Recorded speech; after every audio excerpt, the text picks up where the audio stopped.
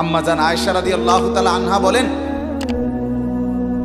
নবীজির স্ত্রী তিনি নবী সাল্লাল্লাহু আলাইহি সাল্লামকে জিজ্ঞেস করছিলেন, ইয়া রাসূলুল্লাহ, হাসরের ময়দানে সবাই কাপড় চোপড় বিহীন উলঙ্গ হয়ে দাঁড়াবে, তো একজন আরেকজনের দিকে তাকাবে না, কেমন লাগবে তখন? রাসূলুল্লাহ সাল্লাল্লাহু আলাইহি সাল্লাম বলেন, খোদার কসম আয়েশা, হাসরের ময়দান এতটা ভীতিকর অবস্থা যে একজন মানুষ নিজেকে বাদ দিয়ে কারো ব্যাপারে তাকানো, চিন্তা করার, খবর নেওয়ার 1 সেকেন্ড সময় পাবে।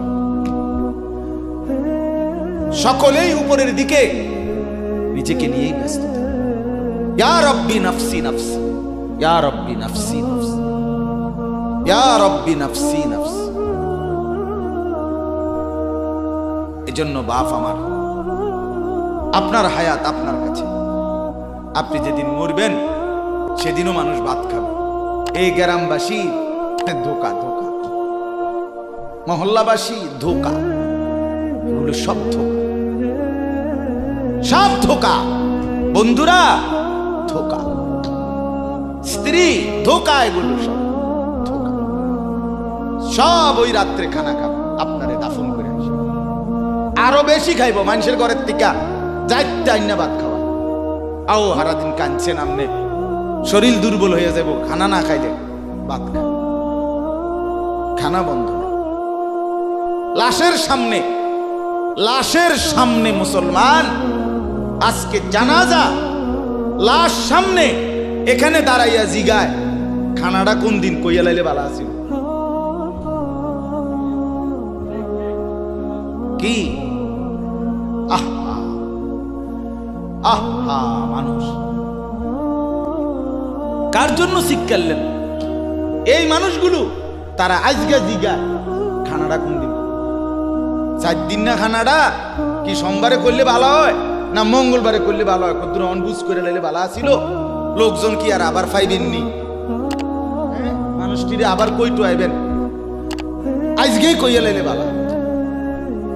ফলে জানাজার লাশের সামনে দাঁড়াইয়া আগে কইয়ালায়, সবাই খেয়াল রেখেন সোমবারে খানা। আহ, এর নাম দুনিয়া, এর নাম, এর নাম দুনিয়া। এই জন্য দুনিয়া বড়ই স্বার্থপর, এটা রাক্ষস, শুধু গিলে খায়, তৃপ্ত হয়, তৃপ্ত হয়। সেদিন আমি এক কুটিপতির বাড়িতে গেছি, অনেক বড় সম্পদশালীর বাড়িতে গিয়া তার বাসায় বাথরুমে গেছি। দেখি যে বাথরুমের যে দরজা, দরজার যে সিটকারি লাগায়, তো সিটকারিটা আছে, কিন্তু সিটকারিটা যেটার মধ্যে লাগাই ছোট্ট বল্টু একটা, এটার মধ্যে লাগাই যেটার মধ্যে এটা নাই। এবারে লাভ হলো কি, এটা কিদের মধ্যে লাগাই, কথা বুঝছেন নাম নেই, লকটার এই ছোট ইয়াটা যেটার মধ্যে লাগায়, আর এটা নাই। তা না, আমি বের হয়ে বললাম, হা ভাইয়া, এরই নাম দুনিয়া। দুনিয়া এমন একটা না একটা থেকেই যায়, সব চাহিদা, সব প্রয়োজন পূরণ হয়, পূরণ।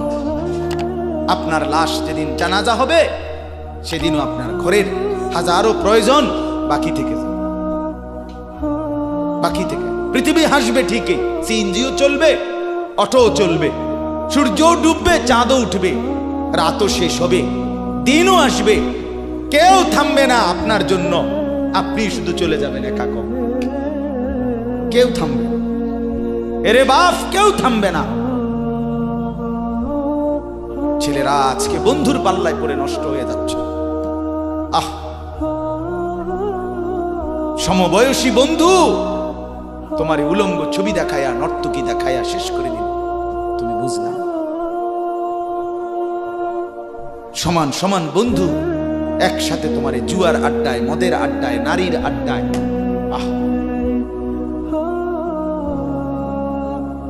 আফসোসের ভাবতেই শিখে না একজন মানুষ সুস্থ স্বাভাবিক, একজন সতেজ সবল মানুষ, সে কেমনে এত বোকা, নিজেকে ধ্বংস করে। আমি যখন এখন এই মাত্র যে দিদি আসতেছিলাম গাড়ি দিয়া, একটা ছেলে প্রতিবন্ধী, ছোট একদম প্রতিবেশী দাঁড়াইয়া রয়েছে মাঝখানে, মানে গাড়ির হরনও বুঝে না, কিছুই বুঝে না সে।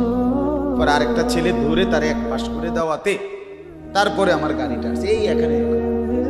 এই ছেলেটা তো অবুঝ হইতে পারে, এই ছেলেটা তো প্রতিবন্ধী, সে তার ভালো মন্দ বুঝে না।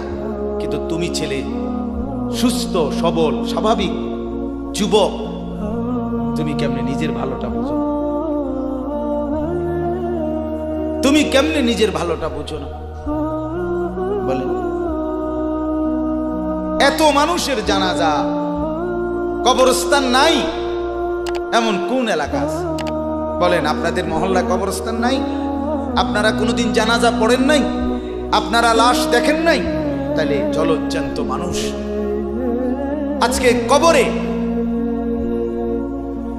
জনাব হযরত মাওলানা আব্দুল বারী সাহেব, আমার তো পুরো মনে আছে কত সময় আমার সাথে, কতদিন বয়ান একসাথে দেখছি, ঘুরছি, কথা বলছি। কোথায় হারিয়ে গেলেন? কোথায় চলে গেলেন? এইভাবে পরিচিত চেনা মানুষগুলো প্রতিদিন হারিয়ে যায়, কবরে চলে যায়। এরপরও কি আমার কলিজার ভিতরে একবারও এই ওই ছেলে, বয় বেটা, আহাম্মক কোথাকার বেটা। জিন্দেগিটাই ছবি, জীবনটাই ছবি, একেবারে যেটা পাও।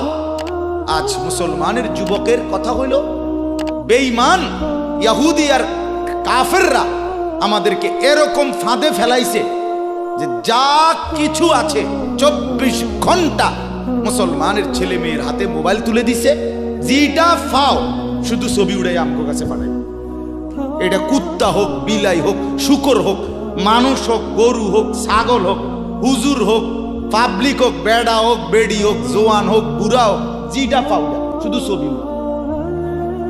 জিন্দেগির কাজে একটা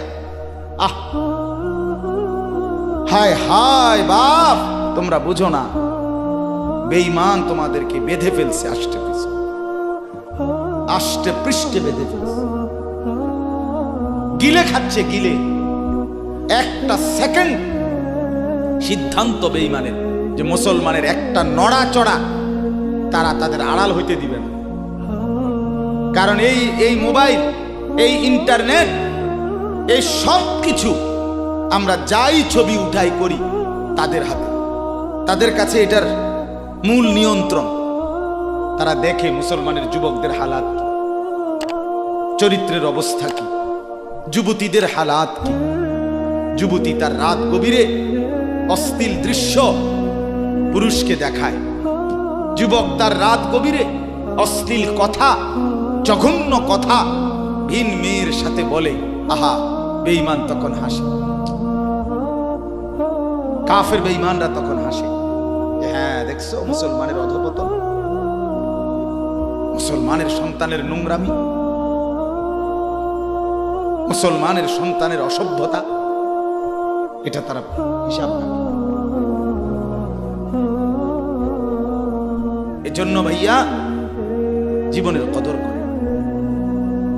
একজন হলে একজনই বুঝেন, দুইজন হলে দুইজনই বুঝেন। বাবাদেরকেও বলি,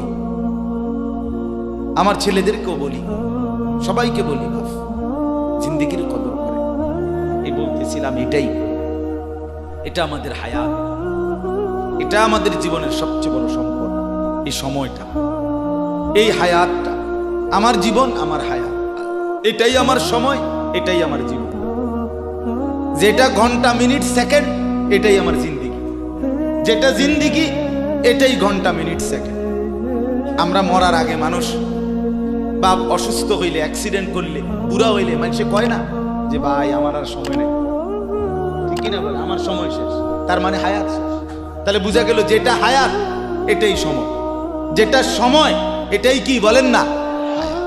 হায়াত হায়াত কদর করেন, কদর। ও ভাই, ওই লাল গেঞ্জি, তুমি উঠা কথা বলো, তুমি বাহিরে গিয়ে কথা বলো, যাও। কাফেল কোথাকার, হে নগদ বুঝায়, হে অনে বুঝাইতে আছে, বুঝতে কি কইছে। তুমি শোনো মিয়া, বললাম না তুমি আলাদা শোনো। আমি এ ব্যাপারে কঠোর। 10 মিনিটের জন্য যদি বলি আমার জিন্দেগির সিদ্ধান্ত, গাফেলকে বলবো না, অমনোযোগীকে বলবো না, এটা আমার জিন্দেগির ফয়সালা ইনশাআল্লাহ। সমবয়সী বরবাদ করে দিচ্ছে ছেলেদের কাছে, এক সময় না ভালো হতে দিচ্ছে না। আহ, কোন মা বাপ তার সন্তানকে অসৎ করে গড়ে তোলে নাই। মা তার পেটের থেকে অসৎ সন্তান জন্ম দেয় নাই, পবিত্র সন্তান জন্ম দিয়েছিল। মায়ের বুকের পবিত্র দুধ খাওয়াইছিল, দুধ হালাল পবিত্র। মা পবিত্র এক সন্তান জন্ম দিয়েছিল। পরবর্তী এই সমাজ, এই সমবয়সী বন্ধু এই অশ্লীলতার বেহায়াপনার আড্ডা শেষ করে দিয়েছে, শেষ করে দিয়েছে। চল কোথায়? ওইখানে দেখছি 2টা মেয়ে হাঁটতেছে, চল পিছে পিছে হাঁটি। চল কোথায়? ওইখানে চল একটু আড্ডা দিয়ে আসি। শেষ। 3টা বাজে বের হইছে, রাত 10টা বাজে ফিরছে। 7 ঘন্টা সমবয়সী 7-8 জন ছেলে একসাথে ঘুরলা, অথচ তোমার লগের এই 6 জন বন্ধু একবারও বলল না যে আসরের নামাজ পড়তি না, মাগরিব পড়বা না, এশার নামাজ পড়বা না। 7 ঘন্টায় যেই বন্ধুরা একবারও তোমারে এক ওয়াক্ত নামাজের কথা বলে নাই, বিশ্বাস করো ছেলেরা, এটা বন্ধু না, এটা শয়তান ছাড়া আর কিচ্ছু না। এটা ইবলিস বেটা, এটা শয়তান, এটা তোরে শেষ করে দিবে। তোর আখিরাত তো শেষ করবে, তোর দুনিয়া তোরে অকর্মণ্য অপদার্থ বানাইয়া একটা আকামলা বানাইয়া ছেড়ে দিবে। শেষ পর্যন্ত এক বদনা আলগি দিতে আর ক্ষেত্রে বলতায়। তার মা যদি বলে 1 জগ পানি দাও, পাইতাম না। তার বাপেরে যদি বলে যে তার বাপের লেগে বাজারে এ বাড়িকে বইরা কত বাতগুন দিয়ে আইও, পাইতাম কি পারতি না। কেন? ভাল লাগে না। আহ